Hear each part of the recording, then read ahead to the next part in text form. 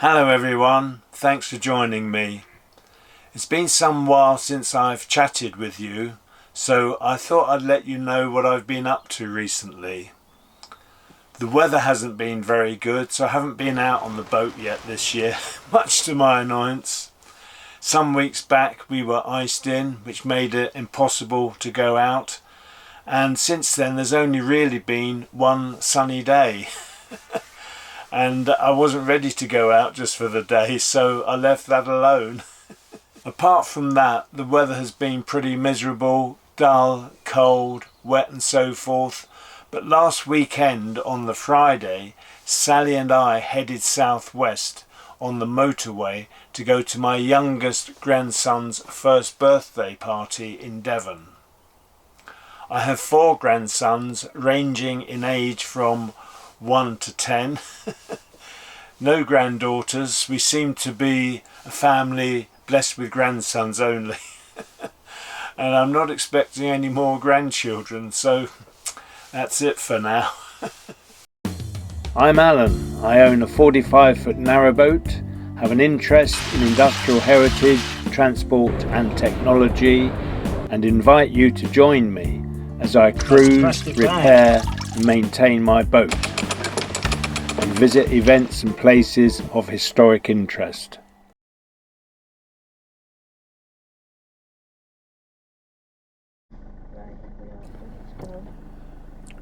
We set off later than expected. It was just gone 2 o'clock in the afternoon. Fortunately the sun was shining, so it was a nice afternoon to travel, but we realised when we set off that we would arrive at our initial stopover destination in the dark. From Yelvertoft Marina we made our way to the M1 motorway and then joined the M6 for about 20 miles before joining the M42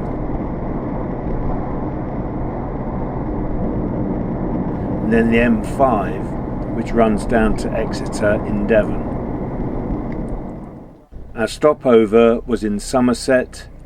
I hadn't intended to make a video of our trip, but did do some filming on the way back, which you'll see later. We stopped overnight at the museum where I volunteer. Next day we made our way down to the party venue, where we stopped overnight at my daughter's home. On our way back we called at Highbridge Caravans in Burnham On Sea, a specialist dealer in motorhomes and caravans, as I wanted to buy a replacement main socket for the side of my van as the cover was broken off, and also to see if I could purchase a tap handle for the sink mixer tap, as mine was broken.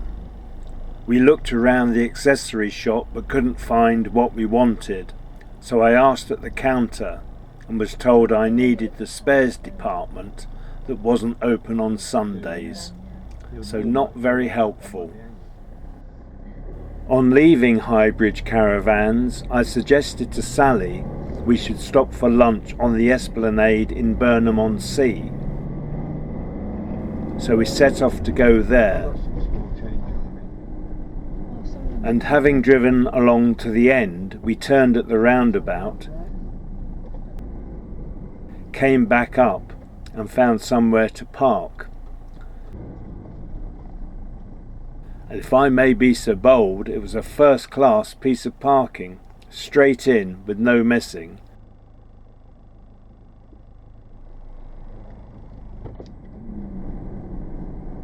Do you notice anything odd about this church tower? Keep watching and you'll find out. What are you looking at? I'm trying to find a way down to the beach. I don't think you'll find a way down to the beach here. In the distance is Hinkley Point Power Station. Hinkley Point A was commissioned in 1965 and decommissioned in 2000. Hinkley Point B commissioned in 1976, finished generating in August 2022 and was the most productive nuclear power station the UK has ever had. Hinkley Point C is presently being built. Construction began in March 2017 but has already been delayed and is now expected to complete in September 2028. In the far distance is the 9-legged wooden low lighthouse, which was first lit in 1832 and is still in use today, though it was decommissioned for a period of 24 years from 1969. It is a Grade 2 listed building.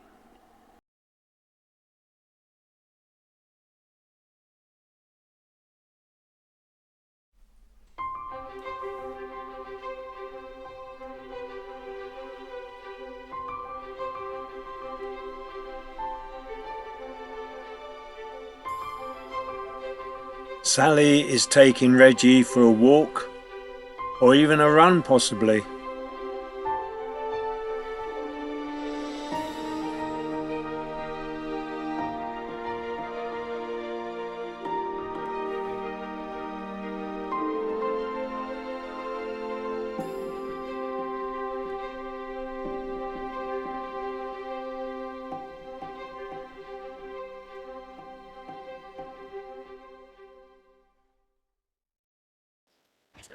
On the sand, did you see it?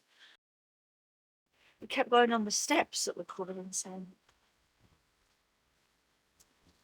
You mind? The church leans by a metre. Is it? But it happened straight away after it was built. So it's quite safe. Where did you read that? Poster up there.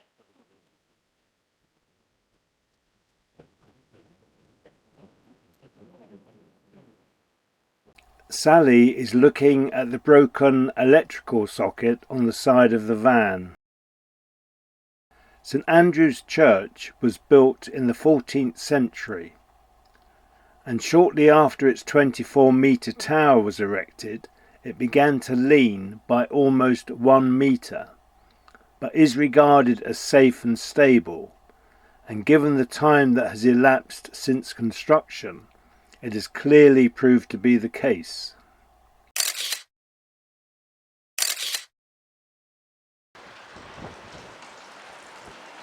The Marine Cove Gardens opened in 1927 on land that once formed part of the old vicarage.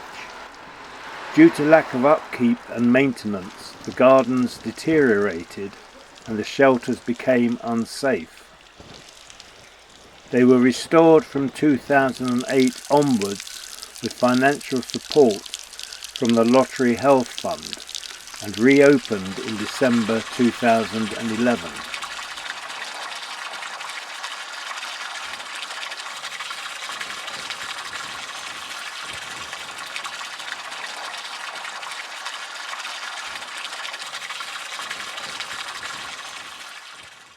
This is a clearer view of Steepholm, a small island in the Bristol Channel, which I visited in June 2010 on the MV Cromarty Rose, a former vehicle ferry that served the Nig to Cromarty route across the Cromarty Firth, Scotland, between 1987 and 2009.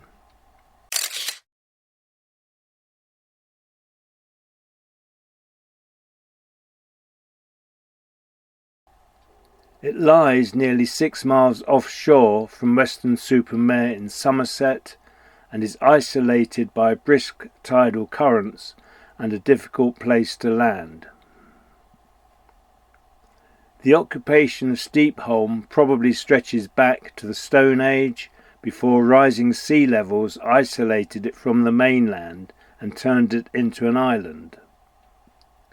The Vikings used it as a base to raid the mainland. In 1150, the Augustinian Priory of St Michael was established there. A hotel and inn built in the 1800s provided illicit liquor for thirsty sailors. The Victorians fortified the island. Their 6 gun emplacements, complete with cannons, remain largely intact. Massive gun batteries were also built in World War II from July 1941 onwards, together with searchlight posts and rocket launcher sites, much of which still exists, now in a derelict state. There are also remains of a narrow gauge railway, which was used for winching wagons of sand, cement, supplies and equipment up to the summit. Occasional day trips operate between spring and autumn, subject to advance booking and the weather. I hope you enjoyed that brief look at last weekend. Sally popped down for a few days so we could go to my grandson's first birthday party together, and it was lovely to have her with me. We then popped into Burnham on Sea on the way back so I could go to Highbridge Caravans to look for some spares for the camper van, unsuccessfully as it happened. And then we went on to the Esplanade. And as you saw, the sea was a long way out. That's very common on the west coast of England, that the tide does go out a very long way indeed. But it reminded me of my visit in 2010 to Steepholm, something that I had been looking forward to for many years beforehand. And also, you might have noticed I showed a brief clip of Flatholm. So you've got Steepholm and Flatholm, and both can be visited during the sort of summer season, as it were, I think from spring to autumn.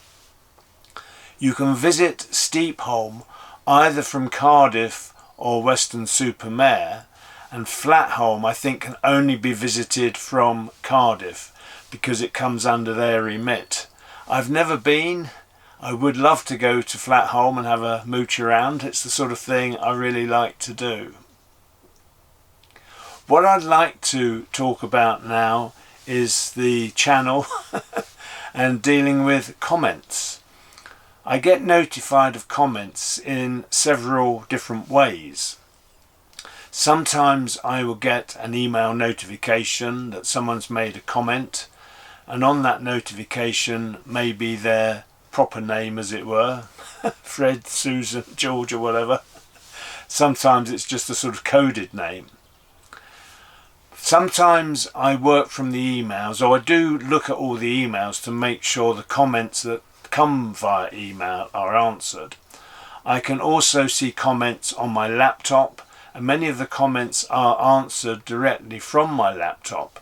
Now, when I comment from the laptop, there are no emojis or anything like that to add to the end of comments.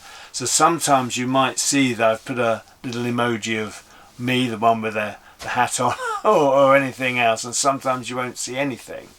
But what I wanted to mention is that sometimes I do get comments which I can see and read, but I cannot answer them. They're just not there in the system when I look at them, and that is most peculiar. And there's no way of telling the individual that's made the comment that I can't answer you on this occasion, and that is very frustrating. But I'm still answering all the comments as best I can, so please bear with me. If I haven't answered your comment, it's probably because I'm not aware of it. With regards to social media, I do post on Facebook and Instagram now and again, but I'm never really aware when people have commented. I don't keep looking in to see what's going on, and sometimes some days can go past before I give a reply, so just bear with me on that, please. Something that I am asked by viewers now and again is whether they can make a donation towards the channel. And yes, you can. I know that some vloggers use Patreon and Buy Me a Coffee and things of that nature. With Patreon, they have subscribers that send money regularly, and the vlogger gives a special service back to those subscribers for their support. I've not gone down that route. If you look at the description online, as it were, when the video is published, you will see there is a facility there to donate via PayPal, and you don't need to have a PayPal account.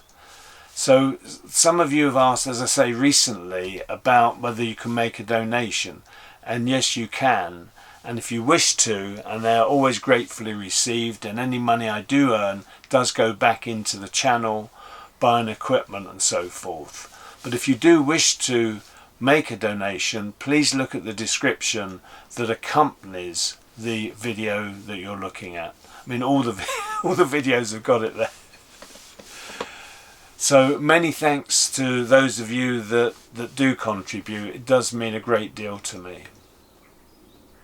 I don't think there's really much more to say now. This was just meant to be a quick catch up, as I've not spoken to you for some while directly, and I wanted to do that. So I'm going to sign off now and wish you all well. Hope you're looking after yourselves, your friends and families, and in the utmost, or the rude health, of course, the bestest of rude health. Whatever you're doing, take the utmost care. Until next time. In fact, what I should say, of course, is that I am presently publishing some of my heritage videos, which regretfully are not so popular, which is disappointing for me, because a lot more effort goes into researching those and preparing the narrative and trying to fit the narrative to the video pictures and that sort of thing. So a lot of effort goes into those. So do dip in now and again, even if you think you might not be interested. You might find a little tidbit of information that you didn't know. Like recently when I published Narrowboat, which was a Bristol fireboat, I mentioned where the phrase ship shape and Bristol fashion comes from, and I explained it. And I think some viewers didn't expect that. So anyway, enough of that for now. I'm going to sign off. Look after yourselves, look after your friends, look after your families. Until next time, take the utmost care. Bye for now, everyone. Bye. Take care.